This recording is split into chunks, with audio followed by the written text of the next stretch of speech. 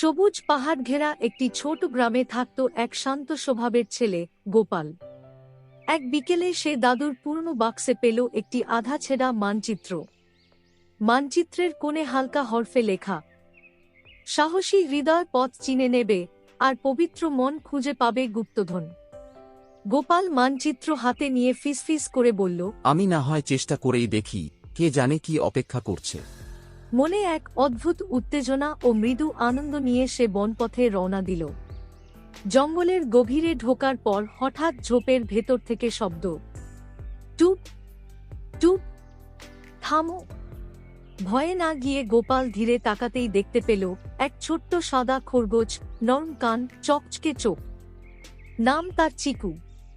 চিকু বলল, ওই পথটা ধরে গেলে নিচে বটখাড়াই আছে, আমি তোমাকে অন্য রাস্তা দেখাই। গোপাল হাসল। তুমি কতটা দয়ালু, তুমি কি আমার সঙ্গে আসবে? চিকু লজ্জা পেয়ে মাথা নিচু করল। হুম, তুমি চাইলে। এরপর তারা দুজনে পাশাপাশি লাফাতে লাফাতে এগোতে লাগল বনপথে। কিছু দূর যেতেই মাথার ওপর থেকে নরম কণ্ঠে ডাক, থামো বন্ধুয়েরা, তোমরা কি গুপ্তধনের খোঁজে যাচ্ছ? গোপাল তাকিয়ে দেখে এক নীললাল পালকের সুন্দর পাখি, ডানা ঝলমল করছে রোদে। তার নাম মিঠু।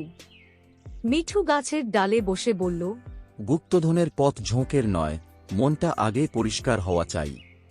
তোমার মন আমি দেখছি ভালো, তাই সাহায্য করব।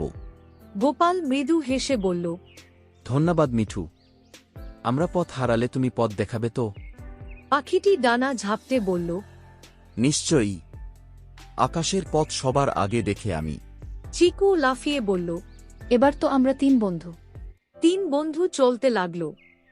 হঠাৎ সামনে এলো একটি পুরনো সেতু, ভাঙা, দুলছে।